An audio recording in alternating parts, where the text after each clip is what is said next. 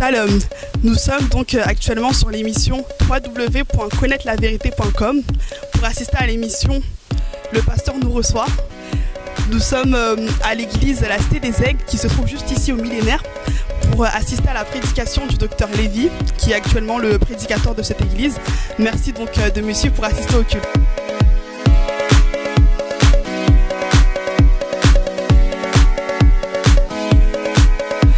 Shalom, bienvenue dans l'émission www.connaître-la-vérité.com. Jésus est la vie, la vérité et le chemin, qui dira le contraire. Je suis actuellement avec le docteur Lévy. Bonjour pasteur. Bonjour ma sœur Sephora. Donc, je suis la sœur Sephora, actuellement journaliste. Je vais vous demander dans un premier temps, docteur Lévy, de vous présenter. Merci beaucoup Sephora. Je suis docteur Lévy Jackson Lolawalelu. Je suis marié, je suis père de 5 enfants. Je suis pasteur d'une église locale qui s'appelle La Cité des Aigles, qui est dans le ministère Impact Power Ministries. Nous sommes à Savigny-les-Temples, dans le 77. Le département de Seine-et-Marne, nous sommes pas très loin de la gare de Savigny-les-Temples. Erreur D, Savigny-Nandi. C'est là où nous sommes dans l'enceinte du millénaire qui est connu par tout le monde. C'est un endroit mythique, le millénaire, où Dieu a trouvé bon de nous donner pour pouvoir réunir le peuple de Dieu et apprendre ensemble le principe divin pour notre victoire. Car le peuple de Dieu a besoin d'apprendre beaucoup de choses sur leur victoire. Merci Sephora. Pouvez-vous également nous préciser donc les horaires de culte et comment accéder donc à votre église en voiture? Ok. Par les trains, c'est très facile. C'est le RER D qui passe par 3 grandes gares de Paris. Châtelet-Léal, je pense que oui, Châtelet, ouais. Gare du Nord, Gare de Lyon, direction Melun. Et vous descendez à Savigny-Nandi. Dès que vous êtes dehors de la gare de Savigny-Nandi, juste à votre droite, il y a cette grande salle, cette grande adresse, la salle millénaire, qui est connue de tout le monde dans la région parisienne. C'est là-dedans où nous prions tous les dimanches matin de 10h à 13h. Il y a des jours où nous débordons. Mais quand on déborde, on ne va pas trop au-delà. Et puis nous prions aussi en semaine tout le mercredi soir de 19h à 21h. Et nous prions aussi mercredi soir de 19h à 21h. Tous les samedis, nous avons réunion de la jeunesse et la répétition du groupe de louanges. 2 semaines sur... un dimanche sur 2, nous avons réunion de la jeunesse. Que de jeunes filles. Des jeunes filles, jusqu'à l'âge de 33 ans, 35 ans, de filles célibataires, se retrouvent tous les dimanches après les cultes pour parler des problèmes qui les concernent, de besoins qui sont à elles. Ce sont des réunions formidables, des réunions où on a vu des jeunes filles, c'est être béni, être dégagé de toute l'oppression de l'ennemi, de mauvaises connaissances, des choses qui les liaient dans ces réunions. Les filles se parlent sans porter les gants. Voilà, un dimanche sur 2, réunion des jeunes filles. Mercredi soir, culte. Vendredi soir, culte. Samedi, répétition du groupe de louanges. Et dimanche matin, nous avons un culte d'adoration où nous louons notre Seigneur ressuscité, Jésus-Christ, qui revient bientôt nous prendre. Merci beaucoup. Je vous remercie. Avez-vous également un numéro de téléphone sur lequel les personnes qui ont vu la prédication puissent vous joindre? Bien sûr que oui. Les numéros que je prends en tête, le numéro de Glory, le numéro de Jeff, le numéro de Jemima et le numéro de Sephora. Je n'ai pas ces numéros en tête, ça passera peut-être en bande filante. On vous donnera ces numéros. Les gens qui veulent me joindre moi, ils appelleront ces numéros-là, ils prendront rendez-vous avec moi. Les numéros, vous prendrez les numéros qui sont en train de passer là en dessous. Si vous avez besoin de nous, vous nous appelez et puis vous prendrez rendez-vous avec nous. Je vous remercie. Nous venons d'écouter donc votre message sur les fondamentaux de la vie chrétienne, à savoir la repentance, le renoncement des œuvres mortes.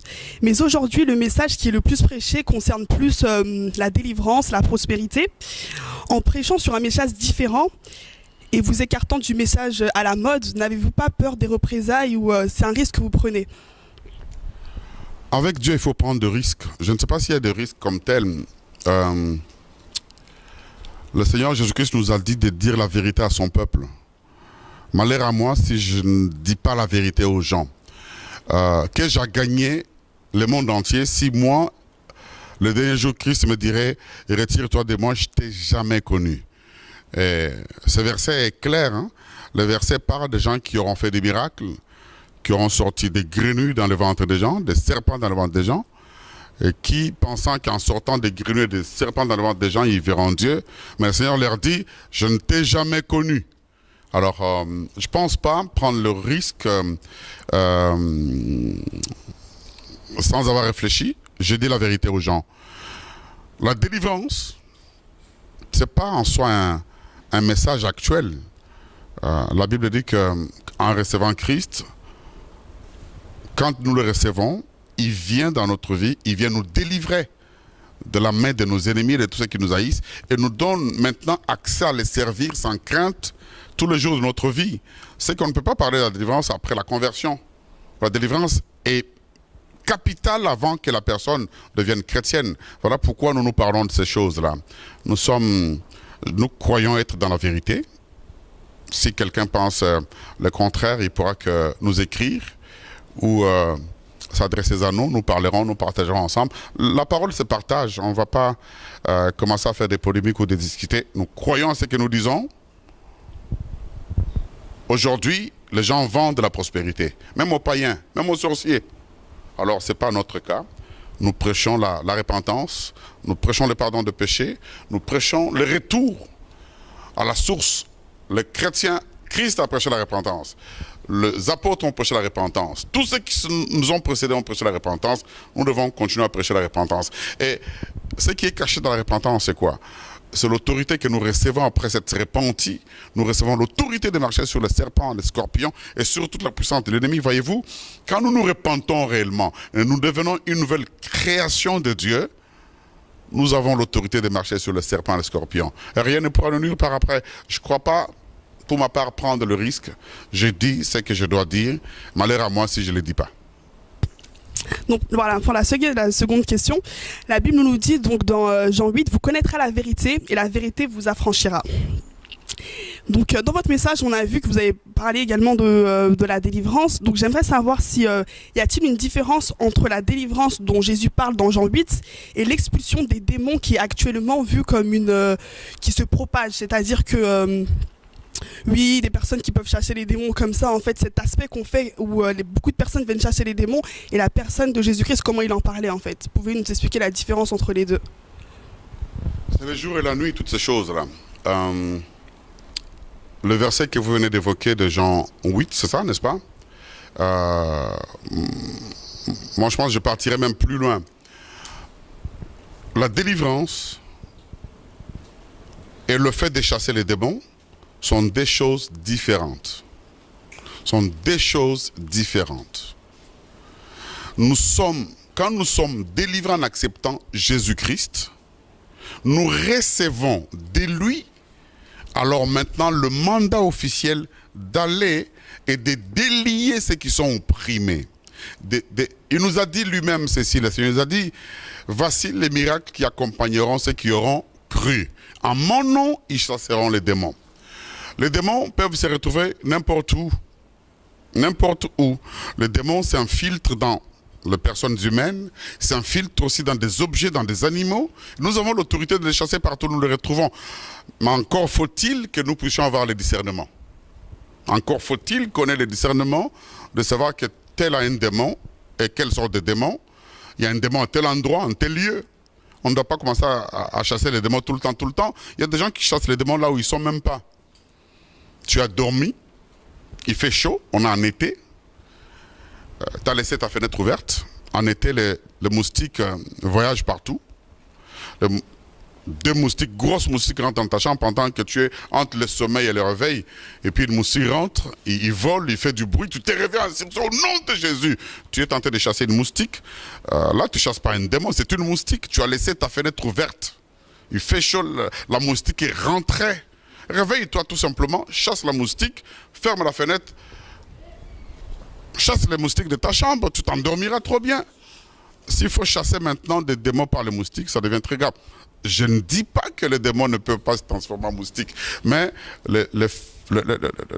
ce qui s'est fait aujourd'hui, je pense que ça laisse à désirer. Il y a une grande différence. C'est le jour et la nuit entre chasser les démons et y délivrer. C'est une des choses différentes. Merci, docteur, pour cette réponse. Vous avez également soulevé dans la prédication un point très important, à savoir celui de prendre soin des fidèles lors de leur venue à l'église ou lors de leur conversion. Vous avez donné le message, il me semble, d'Actes 19-19, lorsque des fidèles qui avaient cru étaient venus voir l'apôtre Paul pour leur laisser en fait toute leur magie et s'abandonner, donc abandonner leur vie passée. Dans lequel, mais aujourd'hui en fait, c'est plus la responsabilité des pasteurs en fait, de prendre soin des âmes. Mais pourquoi les pasteurs entre guillemets négligent cette tâche que Dieu leur a confiée? Et donc, est-ce que vous pourrez nous en dire plus sur cette question? Au risque de décevoir à plusieurs, je pense qu'il y a un verset biblique que j'aime beaucoup, qui est dans Psaume 3.11, je pense, Psaume 3.11 ou Proverbe 3.11, je ne sais plus, qui parle des fondements. La Bible dit, si les fondements sont renversés, les justes, c'est Psaume 3.11. Si les fondements sont renversés, les justes, que feront-ils? Au jour d'aujourd'hui, c'est quoi le travail de pasteur? Pourquoi il y a trop de possédés dans nos églises? C'est parce que ces gens n'ont pas été pris, on n'a pas pris ces gens-là en compte. On ne les a pas pris en charge quand ils sont arrivés dans les églises. Les gens qui viennent du monde, qui viennent d'arriver, il est invité dans une église, comme un dimanche d'aujourd'hui, il est invité, on le reçoit, on ne prend pas soin de lui, on ne lui demande pas d'où il vient, s'il est déjà chrétien ou pas, il repart, il revient. Et surtout si le pauvre, s'il a la malchance d'être musicien, il a la malchance d'être riche, dès qu'il vient pour la première fois à l'église, on ne s'intéresse pas à savoir s'il est chrétien ou pas, si c'est déjà converti ou pas, s'il est de nouveau ou pas. Tout de suite, on lui colle le micro, on lui colle la guitare, on lui colle le synthé, on se fiche même de savoir s'il est converti ou pas. Ce sont ces gens-là qui, par après, deviennent des bombes à retardement dans nos églises, parce qu'on n'a pas pris soin d'eux. Quand vous lisez bien la Bible, dans Actes des Apôtres, on dit ceci: le premier jour où le Saint-Esprit est venu sur la terre et que 3000 personnes se sont converties, la Bible dit bien plus loin là, qu'est-ce que les disciples ont fait? On a dit qu'ils ont pris soin d'eux. Tous les jours, ils étaient assidus au temple. Ils étaient dans les enseignements des apôtres. Ils suivaient, ils étaient assidus au temple, dans la prière et les enseignements. Les gens qui viennent d'arriver, il faut le prendre en charge, il faut les aider à grandir, afin qu'ils comprennent maintenant la vie qu'ils viennent d'avoir. Parce qu'ils viennent de changer de vie. Et quel doit être maintenant leur comportement? Quel doit être maintenant leur travail? Il faut les aider à grandir, les aider à connaître ce qu'ils sont devenus. Pas les laisser comme ça, à la merci de tout le monde, pour que 10 ans après, on puisse les délivrer. Je suis trop peiné quand je vois un chrétien depuis 20 ans, 15 ans, 10 ans, qui est délivré. Soit il n'était pas chrétien. Parce que qui dit chrétien dit avoir le Saint-Esprit en soi. Qui dit avoir le Saint-Esprit en soi dit n'est plus péché. Parce que celui qui est né de Dieu ne pêche point. C'est ce que la Bible déclare. Mais au moins, j'expliquais tout à l'heure dans ma prédication ce que j'appelle le vide juridique que Dieu nous a laissé. C'est quoi le vide juridique? C'est qu'il a fait de sorte que tous ceux qui ont le Saint-Esprit, qui marchent en nouveauté de vie, qui sont devenus enfants de Dieu, il se peut, parce que le diable, animé d'une grande colère, tourne tout autour de nous pour pouvoir nous faire du mal. Il se peut que tu trébuches un jour, que tu arrives à tomber. Et là, la Bible nous dit que nous avons quelqu'un qui est auprès de Dieu, qui intercède en notre faveur. Nous devons reconnaître ce que nous venons de vivre, se repentir, refuser ces choses-là, se remettre sur le pas, sur le chemin, remettre notre pas sur le chemin et continuer notre vie chrétienne. Il n'y a pas... je ne pense pas qu'il y a un autre message spécial de délivrance. Je ne pense pas. J'aime pas pour ma part maintenir les enfants de Dieu dans une espèce de terrorisme intellectuel ou terrorisme biblique. Quand quelqu'un se convertit, selon le principe divin, selon les normes bibliques, il est délivré déjà de tout ce dans quoi il vivait avant. Et il est devenu enfant de Dieu, il continue sa vie, il est victorieux. Christ en moi, l'espérance de la gloire. Si j'ai cru en Christ et que j'ai le Saint-Esprit en moi, le Saint-Esprit qui vient en moi m'amène des dons. Et j'ai encore une autre inquiétude. Aller dans une église, qu'elle ait 10 membres ou 1000 membres, demander si les gens sont nés de nouveau, ils vont tous lever la main. Demandez-leur s'ils ont le Saint-Esprit, ils vont tous lever la main. Alors demandez-leur quel don ils ont. Personne ne connaît le don qu'il a. Mais ils sont capables de savoir qu'ils ont le Saint-Esprit, mais ils sont incapables de savoir quel don ils ont. Et pourtant, les 9 dons sont les dons du Saint-Esprit. Nous devons apprendre aux fidèles de Christ Jésus de pouvoir se connaître Christ. Voilà pourquoi Paul dit, j'ai tout abandonné à cause de l'Église. Je veux connaître Christ. Je veux connaître ce qui se cache derrière lui. Connaître ce qui se cache dans ses messages. Dans le message de la croix.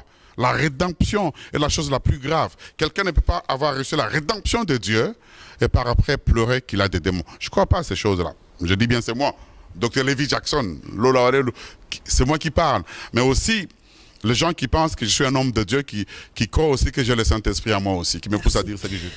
Donc, pour la dernière question, docteur, durant la prédication, nous avons compris que vous n'êtes pas contre la manifestation du Saint-Esprit, mais vous voulez simplement que les fidèles soient pris en charge dès leur conversion, comme vous venez de nous l'expliquer. Parce qu'il y a actuellement un autre phénomène à la mode, lorsqu'on rentre dans les églises où il y a beaucoup d'imposition des mains, beaucoup de manifestations, si on peut appeler ça comme ça, du Saint-Esprit, pour attirer les fidèles. Donc, que pensez-vous de ce phénomène ?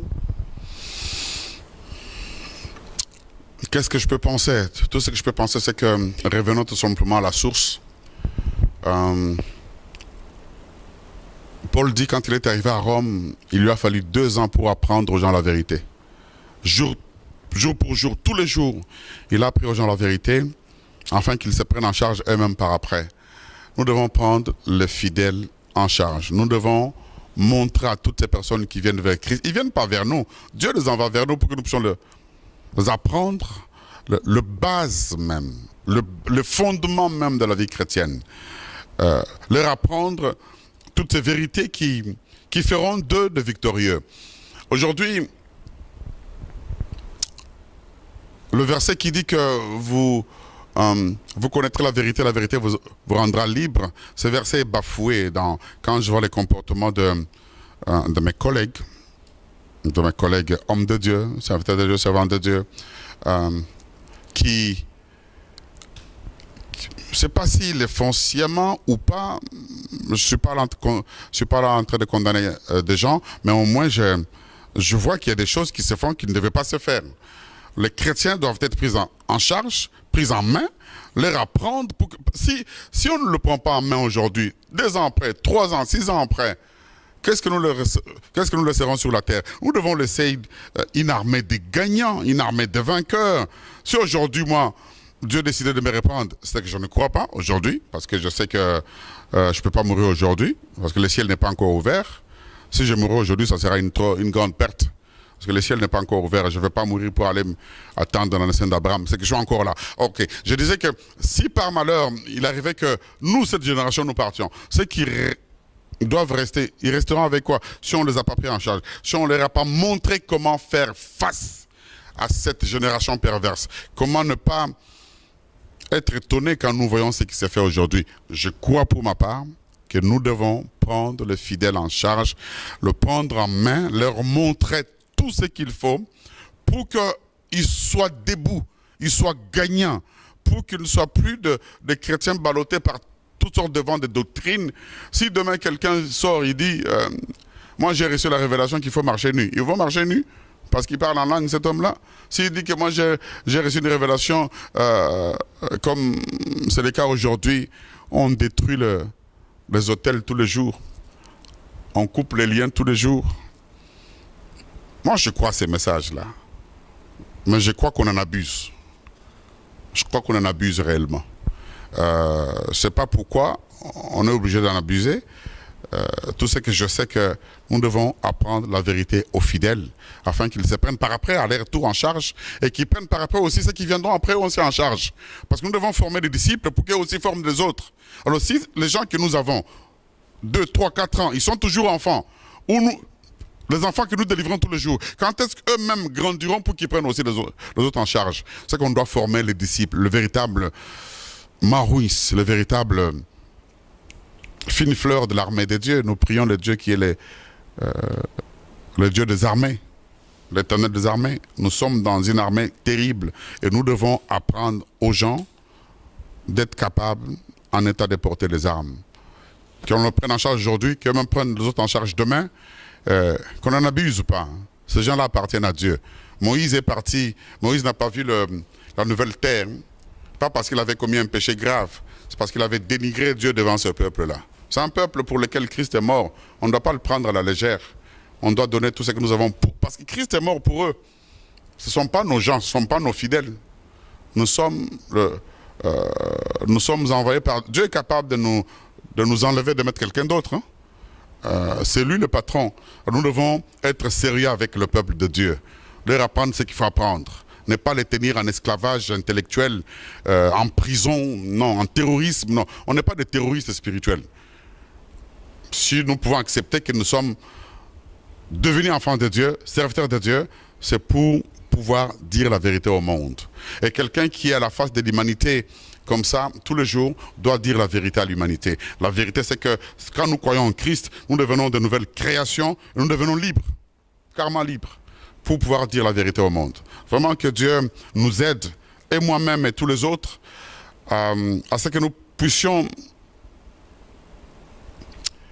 réfléchir et retourner aux sources. Parce qu'il est écrit, nous sommes fondés sur les enseignements des apôtres et des prophètes. Christ est à notre pierre angulaire. Qu'est-ce qu'ils ont fait, des apôtres qui marchaient avec Christ? Faisons ce qu'ils ont fait. La parole n'est pas évoluée aujourd'hui. La parole est évoluée depuis l'éternité. Il faut faire ce que les apôtres ont fait. Ils ont fait quoi? Faisons ce qu'ils ont fait. Enseignons comme ils ont enseigné. Baptisons les gens. Montrons les gens le chemin qui est Christ Jésus afin qu'ils deviennent aussi libres pour que plus tard ils montrent aussi le chemin à d'autres personnes. Et moi, c'est Sephora. Moi, je pense que c'est ça que nous devons faire, nous les hommes de Dieu. Amen. Donc, dans la rubrique actualité, maintenant, pour finir, docteur, je vais vous demander, donc, qu'est-ce que vous pourrez, en plus de ces messages très édifiants, qu'est-ce que vous pouvez souhaiter apporter au peuple de Dieu? Et est-ce que vous pourrez donner donc un message également d'encouragement? Déjà, je voudrais dire merci à cette émission. Le pasteur nous reçoit, c'est le nom de l'émission, connaître-la-vérité.com. C'est quoi les conseils que je peux donner? Après avoir dit merci à ce site, à son propriétaire, que je bénis, pour lequel je prie aussi, que Dieu les garde.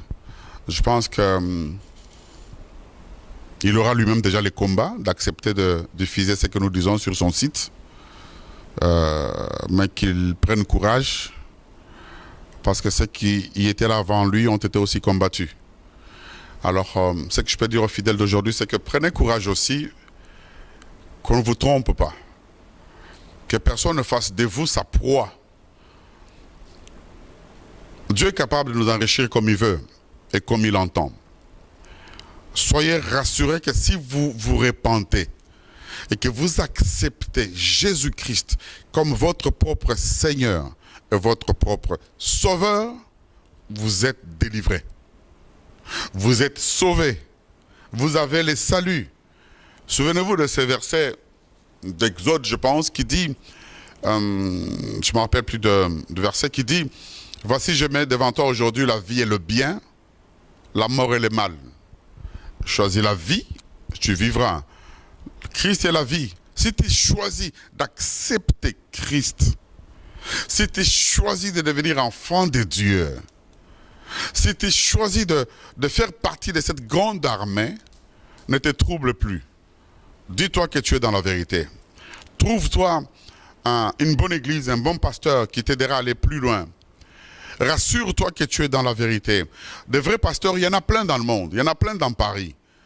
Je ne peux pas être le seul et jamais je peux le dire même. Je ne peux même pas le penser. Il y a des pasteurs très bons que Dieu a suscités qui disent la vérité aux enfants de Dieu. Trouvez une bonne église où Christ est confessé comme le seul vrai maître, où les gens sont élevés, où les gens sont aider pour qu'ils grandissent dans la vérité et continuent à adorer Dieu jusqu'au retour de Christ. Si vous avez besoin de venir nous voir, vous avez les coordonnées. Je pense que je prendrai contact avec le responsable du site. Excusez-moi, j'ai trop parlé aujourd'hui, j'ai ma gorge qui me fait très mal, qui sèche. Nous allons faire des émissions, une série des émissions pour pouvoir aider le peuple de Dieu partout dans le monde afin qu'il s'accroche à la vérité. C'est quoi la vérité? C'est seul Jésus-Christ. Il n'y a pas d'autre, il n'y en a pas deux. Christ, Jésus, en nous, l'espérance de la gloire. Celui qui a Jésus a l'espoir de vivre dans la gloire sur cette terre. La Bible dit que nous serons la tête et non la queue. Dès que nous sortons du monde, dès que nous sortons de notre vie passée, nous acceptons Christ, nous sommes délivrés. Nous avons le pouvoir d'aller plus loin.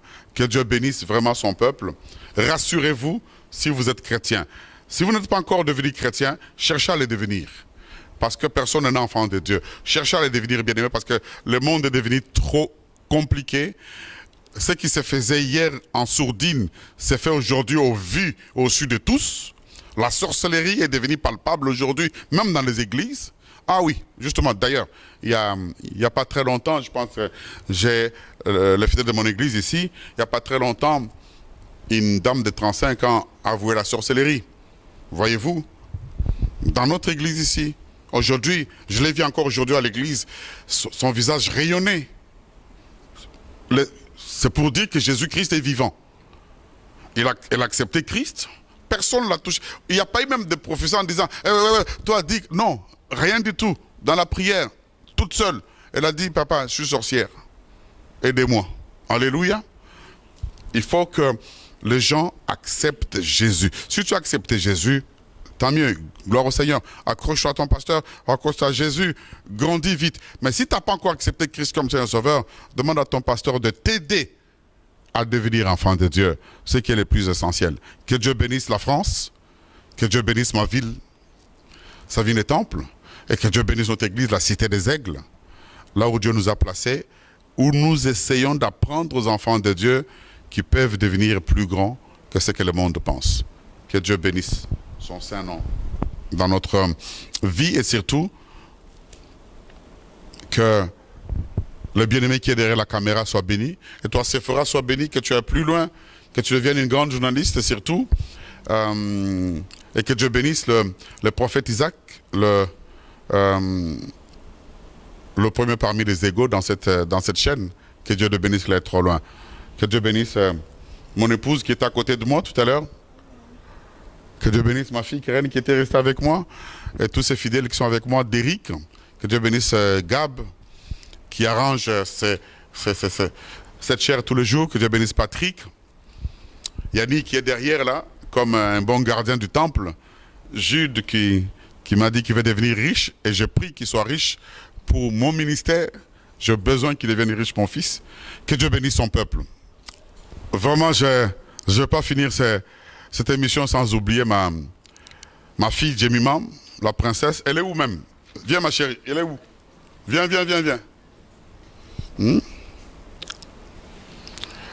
Ma fille Jemima qui apprend à nous égayer dans tous les cultes, qui chante tous les jours avec nous et qui apprend à chanter. J'aimerais qu'elle devienne une grande chanteuse, que Dieu la bénisse pour tous ces efforts qu'elle fait tous les dimanches pour pouvoir chanter avec tout le groupe. Que Dieu bénisse mon fils Glory, le grand dirigeant, qui a maintenant la calvitie. C'est mon deuxième fils.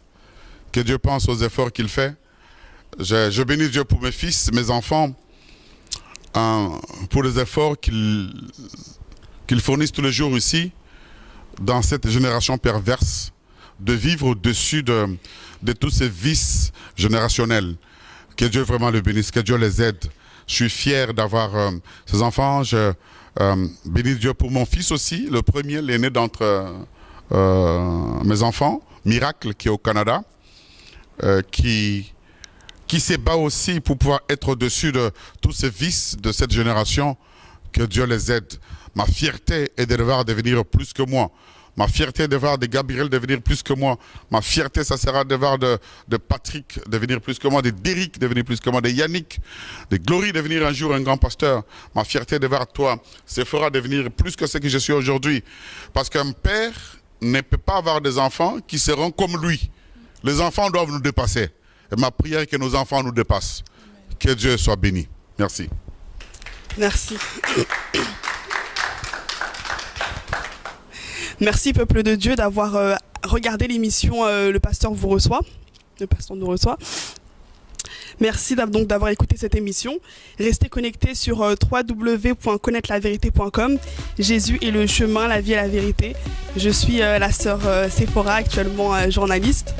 Et donc merci à toutes les personnes qui ont regardé l'émission et merci à ceux qui travaillent dans les coulisses pour faire en sorte que cette émission puisse avancer.